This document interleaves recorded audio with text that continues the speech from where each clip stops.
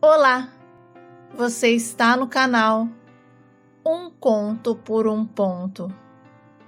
Eu te convido a curtir, a comentar, a compartilhar e se inscrever no nosso canal.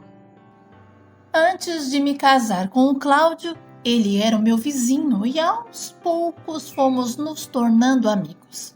E na época, ele tinha várias admiradoras. E sendo solteiro, ele saía com todas. Mas até aí, tudo bem. Ele era solteiro e só parou de ficar com elas quando começou a namorar com uma moça do trabalho. E ele mudou completamente. O Cláudio era fiel até os olhos. E mesmo quando as meninas se jogavam para cima dele, ele as tratava com respeito. Apenas conversava sem demonstrar um único interesse. Inclusive, eu fui o ombro que o Cláudio desabafou quando seu namoro com a moça terminou. O meu amigo chorou tanto que eu temi que ele nunca se recuperasse completamente daquele término. No entanto, após alguns meses, o Cláudio voltou a ser quem era, o garanhão da rua. E numa certa ocasião, ele me convidou para assistir um filme no cinema. E nós fomos. E pela primeira vez, trocamos uns beijos e depois do cinema, iniciamos o nosso namoro.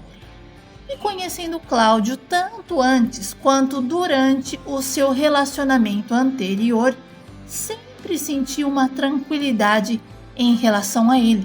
Bom, eu não me importava com as suas conversas com as outras mulheres, porque eu sabia que ele era fiel e muito respeitador. Então, eu não brigava com ele por isso. Na verdade, nunca brigávamos. O nosso relacionamento era tranquilo, gostoso e nós parecíamos mais amigos do que namorados. Nós nos divertíamos muito. Até mesmo depois de casados, nunca senti ciúmes do meu marido. E a minha irmã achava estranho eu não ter ciúmes do Cláudio. A Rosângela dizia que eu não amava o meu marido e que um pouco de ciúmes era sempre bom para adoçar a relação. A Rô tinha um ciúmes doentio. Se o meu cunhado saísse para jogar bola, ela perdia completamente o controle, ligando incessantemente e imaginando o pior a cada minuto que ele se atrasava. E eu simplesmente não compartilhava da loucura dela.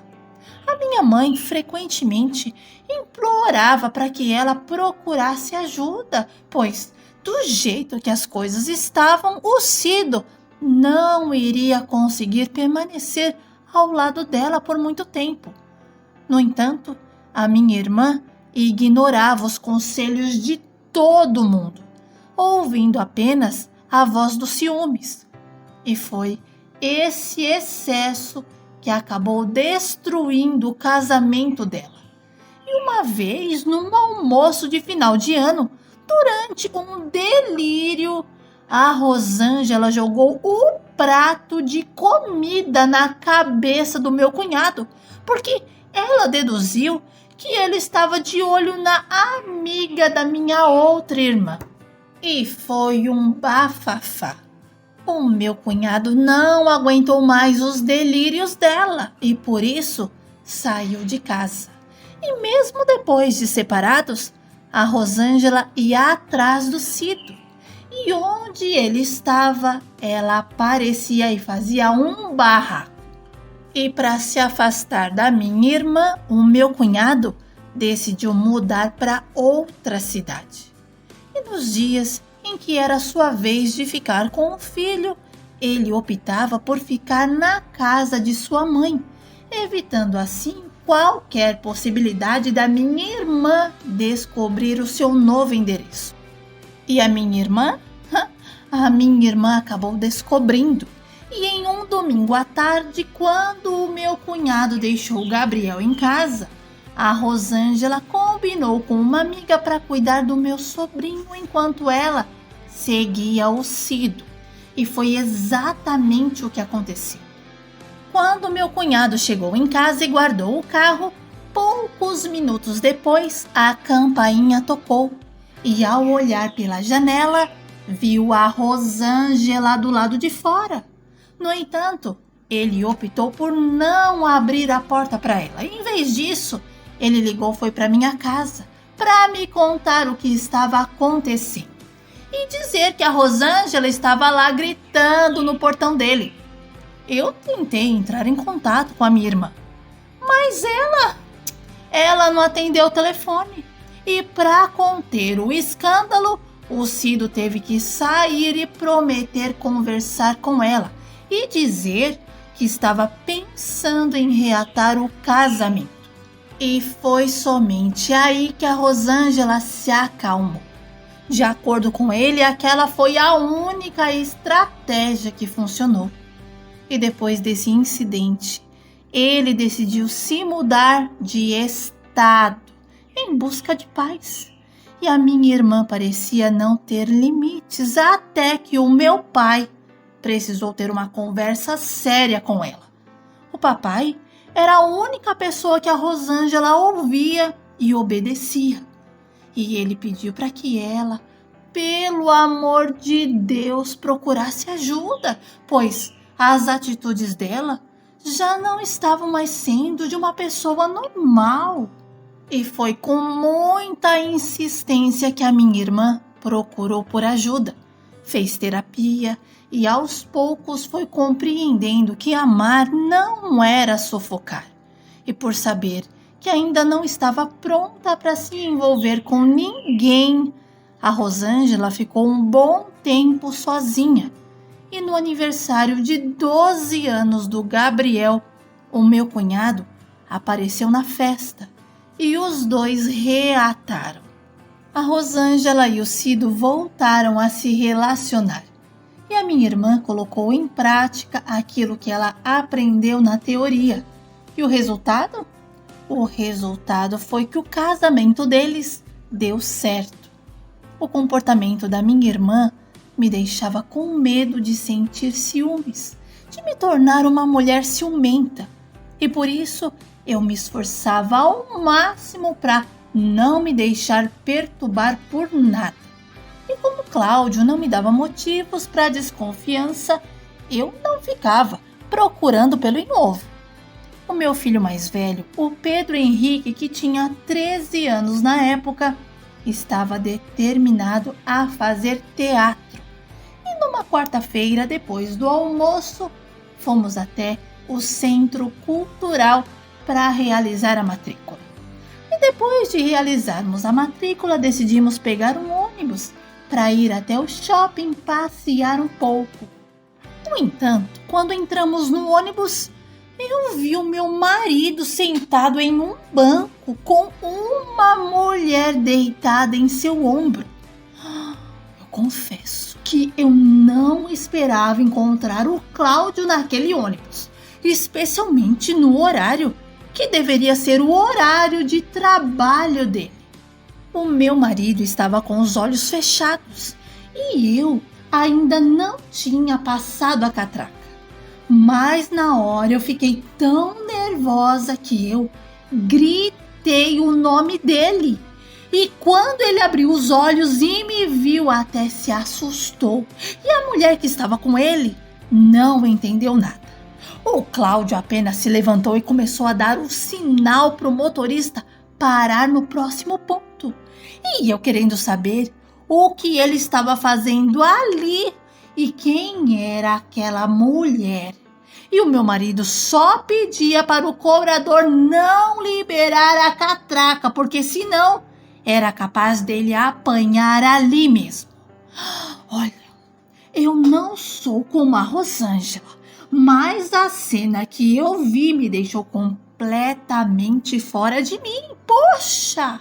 O Cláudio estava me traindo, justo ele que eu tanto confiava. O motorista e o cobrador pareciam estar ao lado do meu marido, porque rapidamente o motorista parou fora do ponto e o cobrador não liberou a catraca. Mas foi pela porta da frente mesmo que eu desci e não paguei a passagem. O motorista não queria abrir a porta, mas eu gritei para ele abrir a porta que eu estava mandando. Olha, foi bem embaraçoso e admito que não faria de novo. O meu filho tentava me acalmar, mas eu estava cega de raiva e corri atrás do Cláudio e da mulher até alcançá-los. E quando os alcancei, o meu marido pediu para a mulher seguir em frente sozinha, que ele conversaria com ela depois. Eu não briguei com ninguém, não xinguei ele nem a mulher. Eu só queria saber a verdade. O meu marido tentou disfarçar porque o nosso filho estava presente. Mas eu insisti, querendo entender o porquê ele não estava no trabalho e quem era aquela mulher. E foi então que o Cláudio finalmente explicou que estava de folga naquele dia. E a mulher era sua ex-namorada. E eles se encontraram por acaso em um dia na estação do metrô e descobriram que a paixão ainda estava no ar. E desde então começaram um romance, inclusive ele queria a separação para viver aquele amor como ele merecia. Olha, ouvir tudo aquilo e manter a calma não foi fácil, mas continuar ao lado de alguém que havia quebrado a minha confiança não era mais uma opção. E por isso, ali mesmo na rua, resolvemos a nossa situação. E mesmo destruída, eu consegui manter a classe. Depois de ter feito a baixaria dentro do ônibus, claro. O Cláudio queria voltar para casa conosco, mas eu pedi para ele seguir o seu próprio caminho, enquanto eu e o Pedro Henrique seguiríamos o nosso. E voltei para casa chorando. O meu filho me pedindo para não ficar triste daquele jeito, que quem estava perdendo era o papai, porque eu era uma boa esposa. E finalmente o Cláudio e eu nos separamos e ele seguiu em frente com o seu amor. Eu continuei a minha vida com os meus filhos, mas por um bom tempo eu senti muita raiva dele. Eu não suportava olhar para a cara do Cláudio e lembrar da cena do ônibus. Só pioravam as coisas. E isso tudo me afetou bastante e comecei a ter problemas de saúde. Dores, pressão alta, batimentos cardíacos acelerados. Às vezes, no meio da noite, eu tinha que correr para o hospital, porque eu não me sentia bem. E foi então que uma amiga me apresentou o Ho'oponopono. E aos poucos eu fui percebendo que muitos dos meus problemas não eram físicos, mas sim dores da alma. E quando eu compreendi isso, eu liberei o perdão para o Cláudio, porque eu queria minha paz interior de volta. E quando ele aparecia para trazer algum presente para os meninos ou levá-los para um passeio, eu já não sentia mais raiva e até conversava com ele.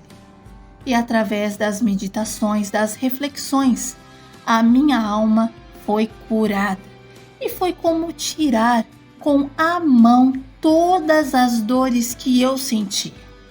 Hoje estou num novo relacionamento com alguém especial, que me faz bem, que gosta da minha companhia, dos meus filhos, que me honra e me ajuda todos os dias a ser uma pessoa melhor. A gente se ajuda e eu posso dizer que encontrei a minha metade.